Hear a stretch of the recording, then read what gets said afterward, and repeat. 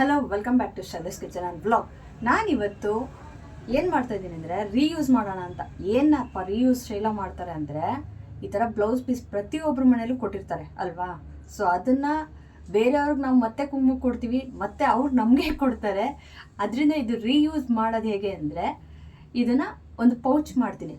ಅದು ಎಲ್ಲರಿಗೂ ಯೂಸ್ ಆಗುತ್ತೆ. ನಾವು ಅದನ್ನು ಈ ಥರ ಕೊಡೋ ಬದಲು, ಬರೀ ಬ್ಲೌಸ್ ಪೀಸ್ ಕೊಡೋ ಬದಲು ನಾವು ಈ ಥರ ಗಿಫ್ಟ್ ಥರ ಕೊಟ್ಟರೆ ಅವ್ರಿಗೂ ಯೂಸ್ ಆಗಬೇಕು, ನಾವು ಕೊಟ್ಟಿದ್ದಕ್ಕೂ ಸ್ಯಾಟಿಸ್ಫ್ಯಾಕ್ಷನ್ ಸಿಗಬೇಕು. 13 ಇಂಚ್ ತೊಗೊಂಡಿದ್ದೀನಿ, ಅಗಲ ಬಂದು 10 ಇಂಚ್ ತೊಗೊಂಡಿದ್ದೀನಿ. ಈ ಥರದ್ದು 2 ಪೀಸ್ ತೊಗೊಂಡಿದ್ದೀನಿ. ಲೈನಿಂಗ್ ಮಾಡಿ ಶೀಟ್ ಹಾಕ್ಕೊಂಡಿದ್ದೀನಿ. ಇದೂ ಅಷ್ಟೇ, ಇದಕ್ಕಿನ್ನೂ ಲೈನಿಂಗ್ ಅಟ್ಯಾಚ್ ಮಾಡಿಲ್ಲ. ಲೈನಿಂಗ್ ಈಗ ಅಟ್ಯಾಚ್ ಮಾಡ್ತೀನಿ. ಇದು ಇನ್ನು ಒಂದು ಶೀಟ್ನ ಲೈನಿಂಗ್ ಅಟ್ಯಾಚ್ ಮಾಡಿ ಫುಲ್ಲೂ ಸೈಡ್ ಇಟ್ಕೋಬೇಕು. ಒಂದು ಸೈಡ್ ಇವಾಗ ಇದ್ದಿದೆಯಲ್ಲ 13 ಇಂಚ್ದು ಅಗಲ, ಉದ್ದದಲ್ಲಿ 2.5 ಇಂಚ್ ಮಾರ್ಕ್ ಮಾಡ್ಕೋಬೇಕು.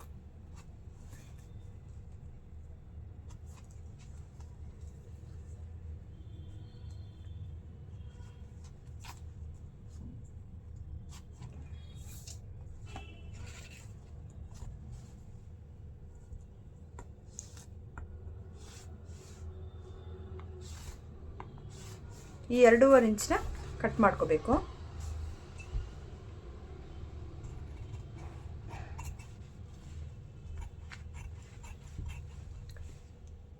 ಸೊ ಇದು ಹೀಗೆ ಕಟ್ಟಾಗಿದೆ, ಇದು ಈ ಕಡೆ ಕಟ್ಟಾಗಿದೆ. ಈಗ ಇದನ್ನು ಜಿಪ್ ಇಡಬೇಕು. ಇದು ಬಂದು ಸೀದಾ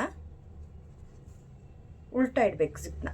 ಈ ಥರ ಹೀಗೆ ಕರೆಕ್ಟಾಗಿ ಇಲ್ಲಿಗೊಂದು ಸ್ಟಿಚ್ ಹಾಕ್ಕೊಂಡು ಬರಬೇಕು ಎರಡು ಕಡೆನೂ. ಮತ್ತು ಇದನ್ನು ಹೀಗೆ ತೆಗೆದು ಟಾಪ್ ಸ್ಟಿಚ್ ಒಂದು ಹಾಕಬೇಕು. ನಾನು ಅದು ಹಾಕ್ಕೊಂಡು ಬರ್ತೀನಿ. ಈಗ ಇದನ್ನು ಈ ಥರ ಸ್ಟಿಚ್ ಮಾಡಿ ಪ್ರೆಸ್ ಸ್ಟಿಚ್ ಮಾಡಿಕೊಂಡು ಮೇಲ್ಗಡೆ ಒಂದು ಸ್ಟಿಚ್ ಹಾಕಿದ್ದೀನಿ. ಈ ಥರ ಇನ್ನೊಂದು ಪೀಸ್ ಇತ್ತಲ್ಲ, ಇದನ್ನು ಹಾಗೆ ಮಾಡಬೇಕು. ಹೀಗಿಟ್ಕೊಂಡು ಮತ್ತೆ ಹೀಗೆ ಮಾಡಿ ಇದ್ರ ಮೇಲೆ ಇನ್ನೊಂದು ಸ್ಟಿಚ್ ಮಾಡಬೇಕು. ಜಿಪ್ ಹಾಕ್ಕೊಂಡು ಬಂದಿದ್ದೀನಿ. ಈಗ ಇದಕ್ಕೆ ಲೈನಿಂಗ್ ಅಟ್ಯಾಚ್ ಮಾಡಬೇಕು. ಸೊ ಲೈನಿಂಗ್ ಅಂದರೆ ಇದ್ರ ಮೇಲೆ ನಾವು ಅವಾಗಲೇ ಅದೇನು ಸೈಜ್ ಕರೆಕ್ಟಾಗಿ ಕಟ್ ಮಾಡ್ಕೊಂಡಿದ್ವಲ್ಲ ಅದನ್ನೇ ಫುಲ್ಲು ಹೀಗೆ ಸುತ್ತಲೂ ಸ್ಟಿಚ್ ಹಾಕಬೇಕು.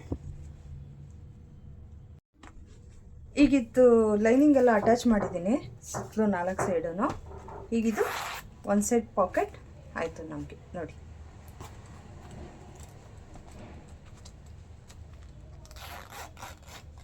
ಈ ಥರ. ಈಗ ಇದನ್ನು ರೆಡಿ ಮಾಡ್ಕೋಬೇಕು, 2 ಪೀಸನ್ನು ಈ ಥರ. ಸೊ ಈಗ ಇದೆರಡು ಇದಾಗಿದೆ. ಈಗ ಇದನ್ನು ಬೇಸ್ ರೆಡಿ ಮಾಡ್ಕೊಳ್ಳೋಣ. ಬೇಸ್ ರೆಡಿ ಮಾಡೋದು ಹೇಗೆ ಅಂತ ತೋರಿಸ್ತೇನೆ. ಈ ಥರದ್ದು ಒಂದು ಫಾರ್ಮ್ ಶೀಟ್ ಥರ ತೊಗೊಂಡಿದ್ದೀನಿ. ಇದು ನಮಗೆ ಏನಾದರೂ ನಾವು ಆನ್ಲೈನ್ ಶಾಪಿಂಗ್ ಎಲ್ಲ ಮಾಡ್ತೀವಲ್ವಾ, ಅದರೊಳಗೆ ರ್ಯಾಪ್ ಮಾಡಿ ಕೊಟ್ಟಿರ್ತಾರೆ. ಸೊ ಅದು ವೇಸ್ಟ್ ಆಗೋ ಬದಲು ಈ ಥರ ಮಾಡ್ಕೋಬೋದು. ಇದು ಹಾರ್ಡಾಗಿರುತ್ತೆ, ನಮಗೆ ಇದು ಸ್ಟಿಫ್ನೆಸ್ ಕೊಡುತ್ತೆ. ಲೈನಿಂಗಲ್ಲಿ ಕಟ್ ಮಾಡ್ಕೋಬೇಕು ನಾವು ಅದನ್ನು. ಅಗಲ ಬಂದು 4.5 ತೊಗೊಳ್ಬೇಕು. ಉದ್ದ ಬಂದು 9.5 ತೊಗೋಬೇಕು.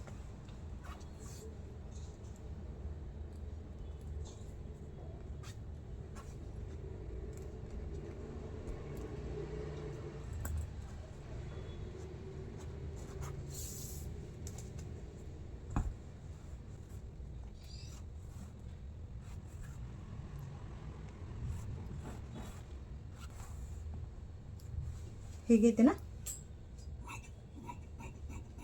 ಕಟ್ ಮಾಡ್ಕೊಳ್ಳಿ.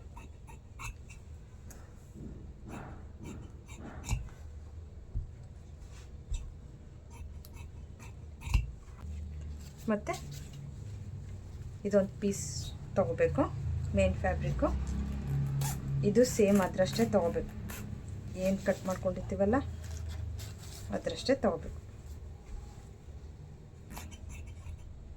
ಇದೊಂದು ಸ್ವಲ್ಪ ಜಾಸ್ತಿನೇ ತೊಗೊಂಡು ಬೇಕಾದ್ರೆ ಆಮೇಲೆ ನೀವು ಸ್ಟಿಚ್ ಆದಮೇಲೆ ಕಟ್ ಮಾಡ್ಬೋದು. ಈಗ ಇದನ್ನು ಏನಿದು ಇರುತ್ತಲ್ಲ ಈ ಫ್ಯಾಬ್ರಿಕ್ಕು, ಇದನ್ನು ಕಟ್ ಮಾಡ್ಕೊಳ್ಳಿ.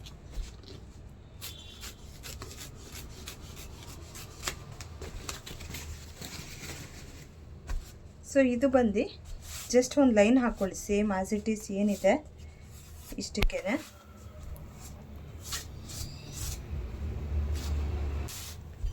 ಇದೊಂದು ಸ್ವಲ್ಪ ಅದರಷ್ಟೇ ಉದ್ದ ತೊಗೊಳ್ಬಾರ್ದು, ಇದೊಂಚೂರು ಕಮ್ಮಿನೇ ತೊಗೋಬೇಕು. ಈಗಿದು ಈ ಥರ ನೋಡಿ, ಅದಕ್ಕೂ ಇದಕ್ಕೂ ಅರ್ಧ ಇಂಚ್ ಕಮ್ಮಿ ಇರುತ್ತೆ, ಸ್ಟಿಚಿಂಗ್ ಮಾಡೋಕ್ಕೆ ಈಸಿ ಆಗುತ್ತೆ. ಮತ್ತು ಮೇನ್ ಫ್ಯಾಬ್ರಿಕ್ಕು 3 ಇಟ್ಬಿಟ್ಟು ಸುತ್ತಲೂ ಸ್ಟಿಚ್ ಮಾಡ್ಕೊಂಬರ್ತೀನಿ.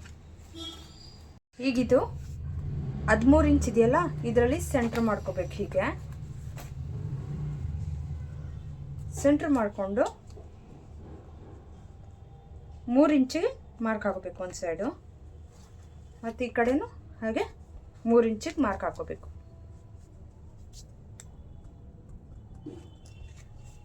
ಇದು ಬಂದು ಈ ಥರ ಸ್ಟ್ರಿಪ್ಸ್ ಬಂದು ನಾನಿದು 2 ಸ್ಟ್ರಿಪ್ಸ್ ಮಾಡ್ಕೊಂಡಿದ್ದೀನಿ, 16 ಇಂಚ್ ತೊಗೊಂಡಿದ್ದೀನಿ ಉದ್ದ. ಹೀಗೆ ಇಟ್ಟು 2 ಸೈಡನ್ನು ಸ್ಟಿಚ್ ಮಾಡ್ಕೋಬೇಕು. ಈ ಕಡೆನೂ ಸೇಮ್ ಅದೇ ಥರ ಮಾಡ್ಕೋಬೇಕು, 2 ಕಡೆನೂ ಮಾಡಿಕೊಂಡು ಸ್ಟಿಚ್ ಮಾಡಬೇಕು.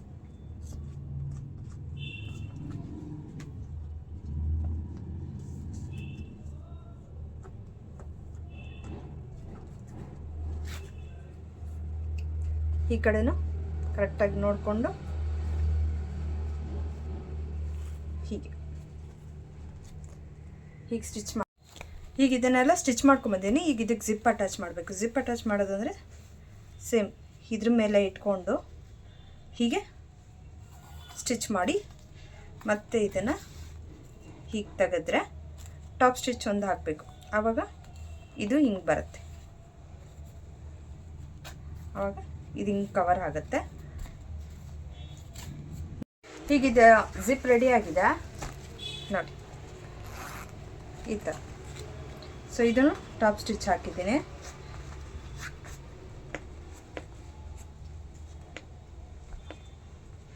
ಈ ಥರ ಟಾಪ್ ಸ್ಟಿಚ್ ಹಾಕಿದ್ರೆ ಅದು ನಮಗೆ ಜಿಪ್ ಅನ್ನೋದು ಸ್ಟಿಫ್ನೆಸ್ ಆಗಿರುತ್ತೆ. ಈಗ ಕರೆಕ್ಟಾಗಿ ಇದು ಇಟ್ಕೊಂಡು ಕರೆಕ್ಟಾಗಿ ಇಲ್ಲೊಂದು ಸ್ಟಿಚ್ಚು ಇಲ್ಲೊಂದು ಸ್ಟಿಚ್ಚು ಈ ಸೈಡ್ ಸ್ಟಿಚ್ ಹಾಕಬೇಕು. ಸೊ ನಾನು ಇದನ್ನು ಈ ಕಡೆ ಮತ್ತು ಈ ಕಡೆ 2 ಕಡೆನೂ ಡಬಲ್ ಸ್ಟಿಚ್ ಹಾಕಿ ಸ್ಟಿಚ್ ಮಾಡಿದ್ದೀನಿ. ಈಗಿದು ನಾವೇನಿದು ಬೇಸ್ ತೊಗೊಂಡಿದ್ವಲ್ಲ, ಆ ಬೇಸ್ಗೆ ಸೆಂಟ್ರ್ ಕರೆಕ್ಟಾಗಿ ಹೀಗೆ ಮರ್ಚ್ಕೊಂಡು ಇದು ಸೆಂಟ್ರ್ ಪಾಯಿಂಟ್ ಮಾಡ್ಕೋಬೇಕು.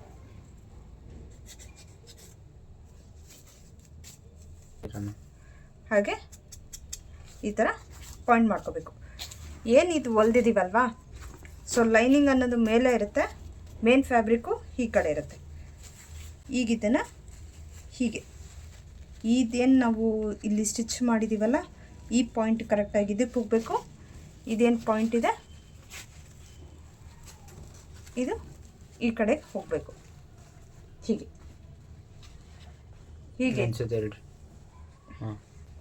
ಇದು ಕರೆಕ್ಟಾಗಿ ಈ ಸೆಂಟ್ರಿಗೆ, ಇದೇನು ಸೆಂಟ್ರ್ ಬಂದಿದೆಯಲ್ಲ ಈ ಸೆಂಟ್ರಿಗೆ ಇಟ್ಕೊಂಡು ನೀಟಾಗಿ ಹೀಗೆ ಸುತ್ತಲೂ ಹೊಲ್ಕೊಂಡು 4 ಸೈಡು ಬರಬೇಕು. ಸೊ ಈಗಿದು ಬೇಸೆಲ್ಲ ಫುಲ್ ಸ್ಟಿಚ್ ಆಗಿದೆ ನೋಡಿ. ಇದು ಈ ಥರ 4 ಸೈಡು ಕ್ಲೀನಾಗಿ ಸ್ಟಿಚ್ ಮಾಡ್ಬೋದು. ಈಗ ಈ ಎಡ್ಜಸ್ ಎಲ್ಲ ಗಲೀಜು ಕಾಣುತ್ತಲ್ಲ, ಸೊ ಅದಕ್ಕೆ ಈ ಥರ ಪಟ್ಟಿ ಹೊಲ್ದು ಬಿಡುತ್ತೆ, ಚೆನ್ನಾಗಿ ಕಾಣುತ್ತಲ್ಲ. ಸೊ ಈ ಥರ ಸುತ್ತಲೂ ಪೈಪಿಂಗ್ ಕೊಟ್ಬಿಟ್ರೆ ನಮಗೆ ಈ ರಫ್ ಎಡ್ಜಸ್ಸು ಏನು ಕಾಣಿಸಲ್ಲ ಈ ಥರ. ಸೊ ಇದನ್ನು ಸ್ಟಿಚ್ ಮಾಡಿ ತೊಗೊಂಬರ್ತೇನೆ. ಸೊ ನೋಡಿ ಈ ಥರ ಸೈಡ್ಸ್ ಎಲ್ಲ ಸ್ಟಿಚ್ ಮಾಡ್ಕೊಂಡಿದ್ದೀನಿ, ಎಡ್ಜಸ್ ರಫ್ ಎಡ್ಜಸ್ ಏನೂ ಕಾಣಲ್ಲ. ಈ ಕಡೆನೂ ಅಷ್ಟೇ ಫುಲ್ಲಾಗಿ. ಈಗ ಇದನ್ನು ಓಪನ್ ಮಾಡಿ ತೋರಿಸ್ತೀನಿ ಯಾವ ಥರ ಬಂದಿದೆ ಬ್ಯಾಗ್ ಅಂತ. ಸೊ ಆರಾಮ್ಸಾಗಿ ನೋಡಿ, ಒಳಗಡೆನೂ ಎಷ್ಟು ಸ್ಪೇಸ್ ಬರುತ್ತೆ, ನೋಡೋಕ್ಕೂ ಕ್ಯೂಟಾಗಿ ಕಾಣುತ್ತೆ. ಸೊ ಈ ಥರ ಮಾಡಿ ನಾವು ಇದನ್ನು ಸೇಲ್ ಪರ್ಪಸ್ಸಾಗೂ ಮಾಡ್ಬೋದು ನೋಡಿ. ಈ ಥರ ಎಲ್ಲ ಸ್ಟಿಚ್ ಮಾಡ್ಬೋದು. ನಮಗೆ ಬ್ಲೌಸ್ ಪೀಸ್ಗಳು ಈ ಥರ ಬರ್ತಾನೆ ಇರುತ್ತೆ. ಇದು ನನಗೆ ಆರ್ಡರ್ಸ್ ಬಂದಿತ್ತು, ಸೊ ಅದಕ್ಕೆ 50 ಪೀಸಸ್ ಆರ್ಡರ್ಸ್ ಬಂದಿದ್ದರಿಂದ ನಾನು ಇದನ್ನು ನಿಮಗೂ ತೋರಿಸೋಣ ಅಂದ್ಬಿಟ್ಟು ಈ ಥರ ಮಾಡ್ತಾಯಿದ್ದೀನಿ. ಯಾರಿಗಾದ್ರೂ ಇಷ್ಟ ಆಗಿದ್ರೆ ಲೈಕ್ ಮಾಡಿ, ಶೇರ್ ಮಾಡಿ, ಸಬ್ಸ್ಕ್ರೈಬ್ ಮಾಡಿ, ಕಾಮೆಂಟ್ ಮಾಡಿ. Thank you for watching.